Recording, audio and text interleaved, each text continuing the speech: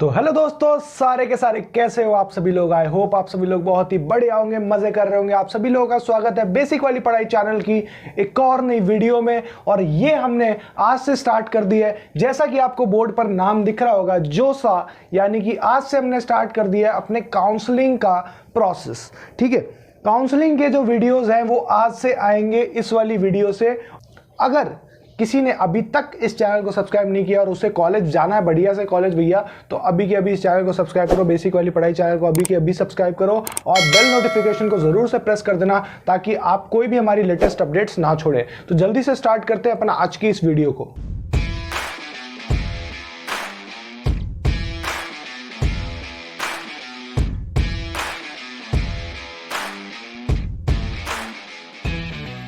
तो आज की इस वीडियो को स्टार्ट करने से पहले मैं एक ही बात बोलूंगा कि जोसा काउंसलिंग का मतलब है, जोसा अपने दिमाग में एक रहती है काउंसलिंग का नाम।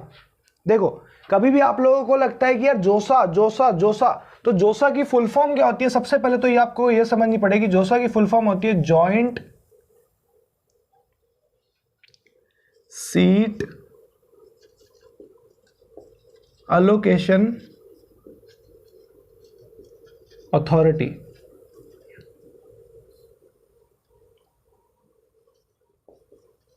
ठीक है, तो जोसा की तो ये फुल फॉर्म होती है भैया joint seat allocation authority. Sir कौन सी सीट? तो सीट होती है भैया एनआईटी, ट्रिपल आईटी और जीएफटीआईज। क्या सर जोसा के थ्रू ही आईआईटी में भी होता है? हाँ जी भैया, आईआईटी में भी जोसा के थ्रू ही होता है। जोसा के थ्रू ही आपको आईआईटी में जाना पड़ेगा। आपको एनआईटी, ट्रिपल आईटी, जीएफटीआई, इनमें से कोई भी कॉलेज में अगर आपको जाना है तो आपको जोसा के थ्रू ही जाना पड़ेगा। ठीक है, तो बेसिकली जोसा वर्क कैसे करता है मैं आप लोगों को वो बताता हूं। तो सबसे पहली चीज क्या होती है, आप लोगों को देना पड़ता है JEE Mains first attempt. JEE Mains का पहला अटेम्प्ट आप लोग देते हैं। जेईई मेंस का पेपर आप लोग देते हैं, उसमें 2 अटेम्प्ट होते हैं, फर्स्ट और सेकेंड। ठीक है, दोनों में से किसी भी एक। जेईई मेंस में कैसे कॉन्फ़िगरेशन होता है, अगर मान लो आप लोगों के फर्स्ट अटेम्प्ट में आए हैं 72 परसेंटाइल और सेकेंड अटेम्प्ट में आपके आ रहे हैं 96 परसेंटाइल, तो आपकी जो सेकेंड अटेम्प्ट वाली जो है ना 96 परसेंटाइल, उसे ये लोग कंसिडरेशन में रखते हैं, क्योंकि ये लोगों का मानना है कि ये लोग हाईएस्ट परसेंटाइल जो आपके दोनों अटेम्प्ट में से आती है उसे कंसिडरेशन में रखते हैं ताकि बच्चे को फेयर चांस मिले। ठीक है, अब बात आती है सर यहां पर तो जेईई मेंस की बात हो गई, अब जेईई मेंस के आगे क्या है? तो भैया जेईई मेंस के आगे आता है जेईई का एडवांस। क्या सर इसमें भी 2 अटेम्प्ट होते हैं? नहीं भैया, इसमें 2 अटेम्प्ट नहीं होते, इसमें 2 पेपर होते हैं, पेपर 1 एंड पेपर 2। तो इसमें दोनों पेपर मिला के टोटल लगभग मेरे हिसाब से इसमें जो कट ऑफ आती है वो अपने पास में 70 से लेके 80 नंबर तक की कट ऑफ आती है। उसमें आप लोगों की रैंक आ जाती है बेसिकली। ठीक है, रैंक्स आ जाती हैं, रैंक्स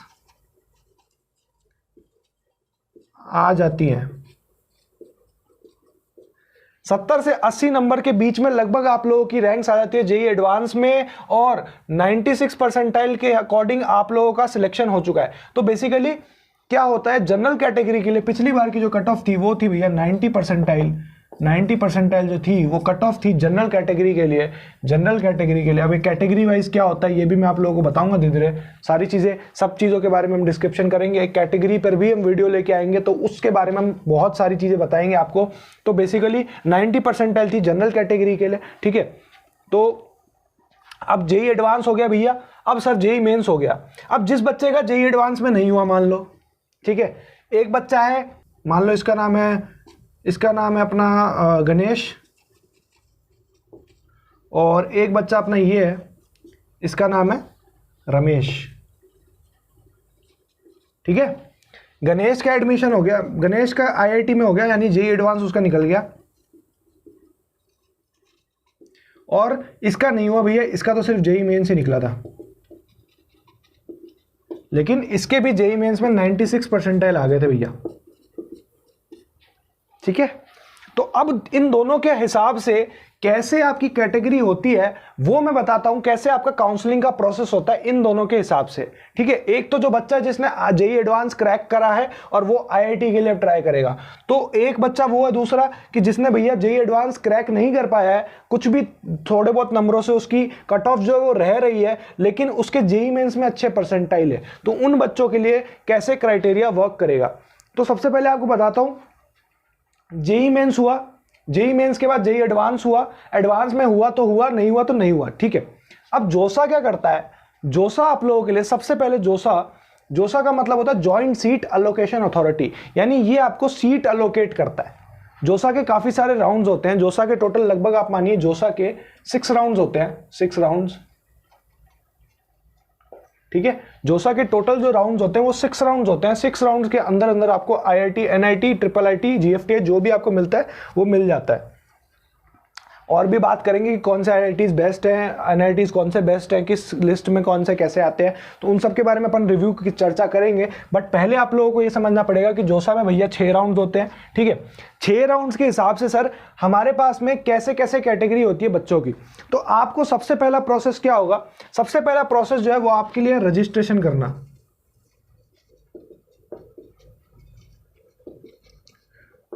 और जोसा कभी भी रजिस्ट्रेशन चार्ज के पैसे नहीं लेता है, ठीक है। जोसा हमेशा रजिस्ट्रेशन चार्ज के पैसे नहीं लेता है। जोसा आपका जब सेकंड पड़ाव होगा, पहला तो आपका पड़ाव है रजिस्ट्रेशन, फिर रजिस्ट्रेशन जैसे ही हो जाएगा फिर आपको एक नोटिफिकेशन आएगा जोसा की वेबसाइट पर। जोसा की वेबसाइट है वो मैं आपको वीडियो के एंड में बताऊंगा, और उसका जो डिस्क्रिप्शन है वेबसाइट का वो मैं लिंक भी आपको नीचे सेंड कर, मतलब डिस्क्रिप्शन में आपके ऐड कर दूंगा। और रजिस्ट्रेशन के जस्ट बाद आपको एक नोटिफिकेशन आएगा कि भैया आपके लिए चॉइस फिलिंग स्टार्ट हो चुकी है, चॉइस फिलिंग, ठीक है। अब ये चॉइस फिलिंग क्या है भैया, चॉइस फिलिंग कैसे करते हैं, उसको कैसे करना है सर, कैसे हमारी चॉइस फिलिंग गड़बड़ ना हो, तो वो सारी बातें मैं आपको बताऊंगा। बट चॉइस फिलिंग अभी के लिए आपको ये मान के चलो कि आप भैया अपनी प्रेफरेंस के हिसाब से 1 2 3 4 5 ऐसे करके आप अपने प्रेफरेंस के हिसाब से कॉलेजेस सिलेक्ट करते हो विद ब्रांचेस, ठीक है। मान लो आपको आईआईटी मिल रहा है, आपने आईआईटी बॉम्बे का आपने कंप्यूटर साइंस कर दिया, फिर आपने आईआईटी कानपुर का कंप्यूटर साइंस डाल दिया। तो जनरली बच्चों में कंप्यूटर साइंस की होड़ ज़्यादा रहती है, तो आईआईटी केजीपी में आपने मान लो कि सीएसई कंप्यूटर साइंस के लिए डाल दिया, फिर आपका आईआईटी गांधीनगर में आपने डाल दिया सीएसई के लिए, ठीक है। मान लो ये 4 आपने चॉइसेस भर दी। अब बेसिकली क्या होगा मैं बताता हूँ आपको। चॉइस फिलिंग का जो सिस्टम है वो सिर्फ इतना ही है कि आपको अपनी प्रेफरेंसेस भरनी है, इसको हम प्रेफरेंसेस के नाम देंगे, प्रेफरेंसेस भरनी है आपको अपनी, ठीक है। आपको अपनी प्रेफरेंसेस भरनी है चॉइस फिलिंग में, ठीक है भैया। ये बेसिकली चॉइस फिलिंग का मतलब होता है आप अपनी प्रेफरेंसेस भर रहे हैं। जैसे कि मानो आप कोई ट्रेन की टिकट बुक कराते हो तो उसमें आप लोग प्रेफरेंस भरते हो ना। आजकल प्रेफरेंस का ऑफर आ गया है कि वो इंडियन रेलवेज ने कर दिया कि भैया आप लोअर सीट बुक कर सकते हो, अपर मिडल बुक कर सकते हो, मिडल बुक कर सकते हो, या आपको जो सीट साइड लोअर चाहिए, साइड अपर चाहिए, जो भी चाहिए आप अपनी प्रेफरेंस के अकॉर्डिंग रख सकते हो। तो सेम उसी अकॉर्डिंग ये होता है, ठीक है। आप अपनी प्रेफरेंसेस भरो। थर्ड जो होता है वो आपका आता है राउंड 1 का रिजल्ट, राउंड 1 का रिजल्ट। अब राउंड 1 के रिजल्ट का मतलब क्या हो गया भैया, सर राउंड्स के हिसाब से रिजल्ट आता है। बिल्कुल भैया, राउंड्स के हिसाब से ही रिजल्ट आता है, ठीक है। यहां पर 6 राउंड्स होते हैं, तो यानी कि 6 बार आपका रिजल्ट आएगा, ठीक है। ये सिस्टम होता है। अब बात आती है कि सर एक इंपॉर्टेंट चीज बताऊंगा, वीडियो के बीच में बताऊंगा एकदम, अभी आने वाली थोड़ी देर में, तो आप लोग कहीं जाना मत, ठीक है। वो इंपॉर्टेंट चीज जरूरी है, जनरली लोगों को नहीं पता होता और वो लोग जोसा की काउंसलिंग में मात खा जाते हैं इस वजह से, ठीक है। तो देखो अब आपको बताता हूं। रिजल्ट जैसे आपका आ गया, तो रिजल्ट आया आपका, मान लो आपको अपनी रैंक के हिसाब से। अब ये कॉन्फ़िगरेशन कैसे होता है, मान लो आपकी आई ऑल इंडिया में 7000 रैंक, ठीक है। अब 7000 रैंक में वैसे कहीं पे भी सीएस मिलना तो पॉसिबिलिटी नहीं है, तो एक काम करते हैं अपन, पॉसिबल रैंक अपन अज्यूम करते हैं। 3 डिजिट रैंक में सीएस मिलना मुश्किल नहीं होगा। 353 मेरी रैंक आ गई, ठीक है, मैंने पॉसिबिलिटी के हिसाब से रख लिया। अब देखो मेरी जो है 353 के अकॉर्डिंग, अब जोसा का जो सिस्टम है वो क्या करता है, वो इन रैंकों के हिसाब से जो मेरी, जैसे मान लो आईआईटी बॉम्बे की सीएस की कट ऑफ कितनी थी, मान लो हाईएस्ट टू हाईएस्ट वो 100 रैंक तक ही गया है, तो इसका मतलब मेरे को IIT बॉम्बे तो नहीं मिला।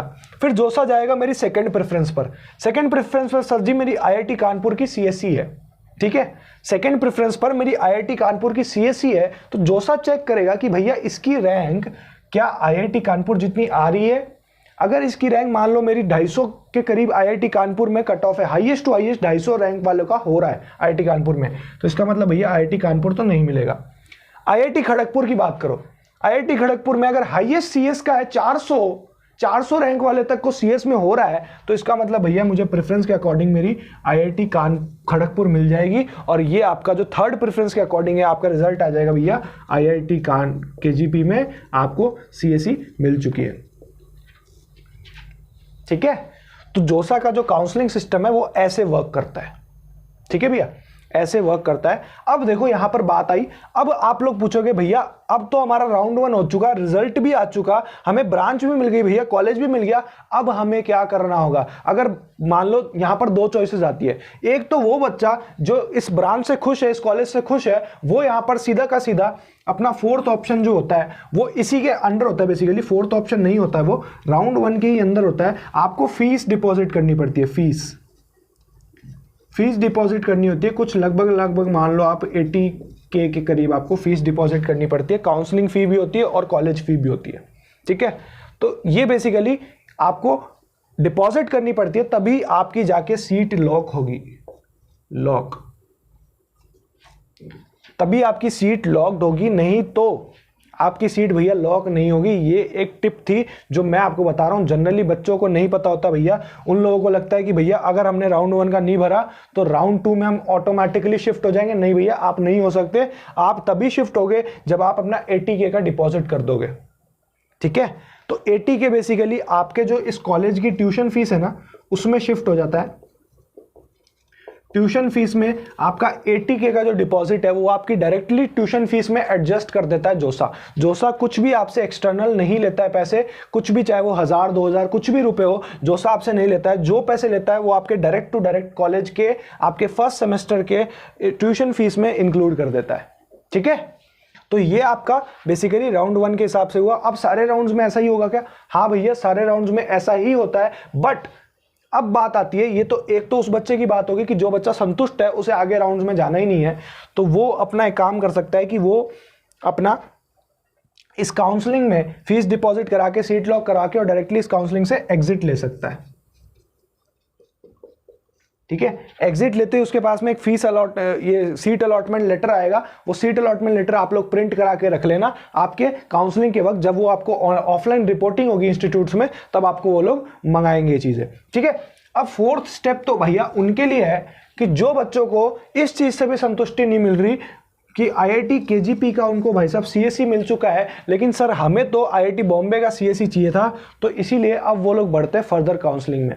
अब बच्चों को यहाँ पर डाउट होता है कि सर क्या हमें फीस डिपॉजिट करनी पड़ेगी फर्स्ट राउंड में? हाँ जी भैया, आपको फीस डिपॉजिट करनी पड़ेगी, नहीं तो आप सेकेंड राउंड में फॉरवर्ड नहीं हो पाएंगे। आपको फीस डिपॉजिट करनी पड़ेगी, फीस डिपॉजिट करनी पड़ेगी आप लोगों को।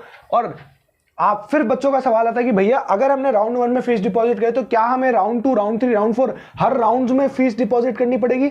नहीं भैया, ऐसा कोई सिस्टम नहीं है। आपको हर राउंड में फीस डिपॉजिट करने की जरूरत नहीं है। आप बस सिर्फ एक बार फीस डिपॉजिट कर दीजिए तो आपका काम हो जाता है वहां पे। फिर आपका राउंड 2 का भी रिजल्ट आता है। राउंड 2 में आपको जो भी रिजल्ट आया आपका, मान लीजिए वो रिजल्ट आपके अकॉर्डिंग जो भी है वो आप मिल जाता है। आपको उसे लॉक करना पड़ता है, लॉक करके फिर ही आप थर्ड राउंड में बढ़ सकते हैं, वरना वो आपकी प्रेफरेंस लास्ट हो जाएगी, ठीक है। लॉक करना जरूरी है भैया, और लॉक करने के साथ साथ आपको फी डिपॉजिट भी करना है। ऐसा नहीं कि आप उसको छोड़ दोगे कि भैया हम कुछ नहीं छेड़छाड़ कर रहे तो हमें नहीं होगा। आपको लॉक करना जरूरी है प्रेफरेंस अपनी। आप अगर लॉक नहीं करेंगे, ठीक है, तो आपका जो है वो काउंसलिंग से एक तरह से आप डिस्क्वालीफाई हो जाएंगे, ठीक है। तो जोसा counselling was all about this, ठीक है। अब बात करते हैं कि भैया जोसा काउंसलिंग में 6 राउंड्स होते हैं। 6 राउंड्स के अकॉर्डिंग भैया अलग अलग कट ऑफ होती है। तो क्या भैया, देखो ये तो बात होगी IIT वाले बच्चे के लिए, ठीक है, IIT वाले बच्चे के लिए। अब IIT के अलावा जो बच्चा है, IIT के जो अलावा बच्चा है जिसने ट्राई करा बट उसके 96 परसेंटाइल आके छूट गया वो, अब उनके लिए काउंसलिंग कैसे होती है? तो उनके लिए भी काउंसलिंग ऐसे ही होती है क्योंकि मैंने तो भाई जब भी काउंसलिंग देखा है तो आईआईटी वाले जितने भी बच्चे हैं ना, आईआईटी वाले जितने भी बच्चे हैं वो तो भाई आईआईटी के अलावा कुछ और भरते ही नहीं है, वो सिर्फ और सिर्फ आईआईटी का ही भरते हैं और किसी चीज़ का नहीं भरते भैया। वो सिर्फ और सिर्फ आईआईटी कॉलेजेस का ही भरते हैं, वो भी टॉप के कुछ 7-8 आईआईटी इन्हीं का भरते हैं बेसिकली, बाकी नीचे वालों का तो भरते भी नहीं है, पता नहीं क्यों बट नहीं भरते। ठीक है, बाकी जेई मेंस वालों का क्या असर, जो जेई मेंस दे के आया वो जोसा में पार्टिसिपेट कर सकता है। पहला क्वेश्चन तो ये रेज होता है बच्चों के लिए कि सर जेई मेंस में जो बच्चा 96 परसेंटाइल लेके आया है, जिसका जेई एडवांस क्लियर नहीं हुआ है, क्या वो जोसा काउंसलिंग में पार्टिसिपेट कर सकता है? तो answer is yes, you can participate in the JoSAA counselling while having 96 percentile in your JEE Mains exam.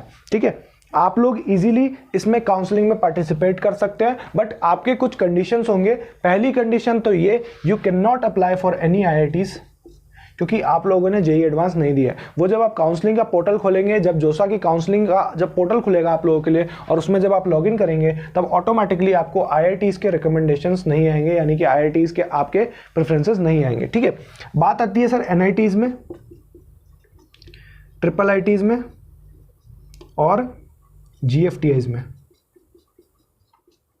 इन तीनों में आप लोग भर सकते हैं जोसा काउंसलिंग के लिए। ठीक है, इन तीनों में आप लोग भर सकते हो। तो 96 परसेंटाइल पे आपको जो कॉलेज मिलना होगा, जो बेसिकली परसेंटाइल का यहाँ पर गेम नहीं होता, यहाँ पर गेम होता है रैंक का। ठीक है, यहाँ पर गेम होता है रैंक का, मान ला, और 96 परसेंटाइल में आपके 80,000 के करीब रैंक आई, 80K के करीब रैंक आई, तो 80K के हिसाब से आपको जो भी मिलना होगा मिल जाएगा। अब आपको इसमें हम बताएंगे बाद में अगली वीडियो में कि कैटेगरी का बहुत ज़्यादा फायदा मिलता है और सबसे ज़्यादा रिजर्वेशन मिलता है भैया गर्ल्स को। तो गर्ल्स का जो रिजर्वेशन है भैया, उनकी रैंक्स तो और दबा के बढ़ती है भाई एकदम, मतलब पूरा का पूरा ओवरव्यू है ये जोसा काउंसलिंग के बारे में। ठीक है, तो मेरे हिसाब से आप लोगों को जोसा काउंसलिंग के बारे में जो पूरा का पूरा ओवरव्यू है एक समझ आया होगा। तो जेई मेंस वाला बच्चा जो है, जिसने सिर्फ और सिर्फ जेई मेंस दे के अब जोसा काउंसलिंग में पार्टिसिपेट करना चाह रहा है, तो वो भी भर सकता है जोसा काउंसलिंग। और जो बच्चा जो जेई एडवांस के लिए है, एक बात ध्यान रखना, दो तरह की काउंसलिंग होती है जो बड़े लेवल पर होती है। एक तो भैया जोसा होती है, एक होती है सीसैब की काउंसलिंग। ठीक है, तो बच्चे जनरली सीसैब और जोसा में कंफ्यूज हो जाते हैं। बच्चों ने सिर्फ जोसा का नाम धरा हुआ होता है और सीसैब नया नया लगता है। तो भाई ध्यान रखना, जो भी एडवांस वाले बच्चे हैं जिन्होंने जेई एडवांस क्वालिफाई किया है, उन बच्चों के लिए ये बात है कि आप लोग सीसैब में नहीं भर सकते हो। JoSAA counselling is the only option that you can fill. JoSAA counselling ही सिर्फ और सिर्फ एक ही ऑप्शन है जिसमें आप लोग आईआईटी की सीट्स आपको मिल सकती है, नहीं तो फिर भाई बाद में दोबारा एनआईटीज में जाना पड़ेगा, बहुत लफड़े वाला काम हो जाएगा भैया। आईआईटी छोड़ के एनआईटी में मत जाना, ये बात मैं अभी भी बोल रहा हूँ। ठीक है, और भी जब कॉलेज रिव्यू करूँगा तब आपको और भी बढ़िया तरीके से समझाऊंगा। ठीक है भैया, तो ये बात ध्यान रखना कि भैया आपका जब भी रिजल्ट आएगा आप लोगों को सीट यहाँ पर एक्सेप्ट करनी होगी भैया, सीट को एक्सेप्ट करना होगा आप लोगों को, तभी आप लोग फर्दर काउंसलिंग में आगे बढ़ भी सकते हैं। और नहीं तो जिस बच्चा जो संतुष्ट है उसे अपना सीट एक्सेप्ट करके वो काउंसलिंग से बाहर भी हो सकता है अपना सीट एक्सेप्टेंस लेटर लेकर। ठीक है, फिर आपको इसके बाद जो आपका टास्क है वो सारे राउंड्स हो गए। फिर उसके बाद जो टास्क है वो आपका जो है टास्क वो है आपका reporting to the college, reporting the college.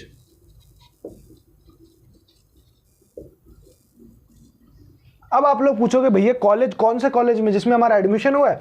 देखो बेसिकली मैं बताऊं, 5-7 कॉलेजेस का जो होता है वो रिपोर्टिंग होता है। मतलब रिपोर्टिंग का मतलब उसमें आप लोगों को अपने डॉक्यूमेंट्स लेके जाने पड़ते हैं, डॉक्यूमेंट्स को सारी चीजें वेरीफाई करवानी। तो बेसिकली जो अपना रिपोर्टिंग कॉलेज में होता है वो कैसे होता है, उसमें आप लोगों को जनरली ऑफलाइन रिपोर्टिंग होती है।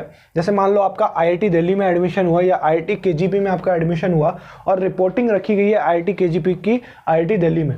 तो बेसिकली क्या होता है, आईआईटी दिल्ली अब कंडक्ट करवाता है एक रिपोर्टिंग सेशन, आईआईटी दिल्ली एक रिपोर्टिंग सेशन कंडक्ट करवाता है जिसमें वो कम से कम 5 से 7 कॉलेजेस को इंक्लूड करता है। IIT Bombay, IIT Kanpur, IIT Madras, IIT KGP. ठीक है, 5 से 7 कॉलेजेस को बेसिकली वो इंक्लूड करेगा कि भैया इन कॉलेजेस के जितने भी बच्चे हैं जिनको जोसा काउंसलिंग में सीट मिली है, जोसा काउंसलिंग 2023 में, जो सीट मिली है जिन बच्चों को, उन बच्चों का जो रिपोर्टिंग होगा वो भैया आईआईटी दिल्ली में होगा। उन बच्चों को आईआईटी दिल्ली आना पड़ेगा, भले ही वो बच्चा हो कन्याकुमारी का, भले ही बच्चा हो कश्मीर का, भले ही बच्चा हो राजस्थान का, और भले ही बच्चा हो गुजरात का, कहीं का ही बच्चा हो, सिक्किम का, असम का, कहीं का ही बच्चा हो भैया, उसे आईआईटी दिल्ली आना ही पड़ेगा अगर उसके इन चारों में से कोई भी कॉलेजेस में एडमिशन उसको मिला है, चाहे वो कोई भी फील्ड में मिला हो। ठीक है, तो बेसिकली ये होता है कॉलेज का रिपोर्टिंग का क्राइटेरिया। ठीक है, डिसाइड करता है वो ऑटोमेटिकली। आपके पास में जब लिस्ट आएगी तो मैं आप लोगों को बता दूंगा कौन से कॉलेज में आपको कहाँ कहाँ जाना है, किस कॉलेज में आपको एडमिशन मिला है, किस कॉलेज में आपको कहाँ कहाँ जाना है, तो वो सारी चीज़ें मैं आप लोगों को बता दूंगा। और रिपोर्टिंग टू द कॉलेज का मतलब है कि आपको कॉलेज में जाके सर हमें क्या इंटरव्यू देना पड़ेगा? नहीं भैया, इंटरव्यू नहीं देगा। आपको सिर्फ और सिर्फ अपने डॉक्यूमेंट्स वेरीफाई करवाने होंगे फिजिकली। आपने अभी तक क्या किया? अभी तक आप लोगों को जो डॉक्यूमेंट्स है आपके, वो आपको ऑनलाइन मोड में अपलोड करने होते हैं। ठीक है, तो डॉक्यूमेंट को आपको ऑनलाइन मोड में अपलोड करना होता है। यहाँ पर सारा का सारा काम ऑफलाइन होगा।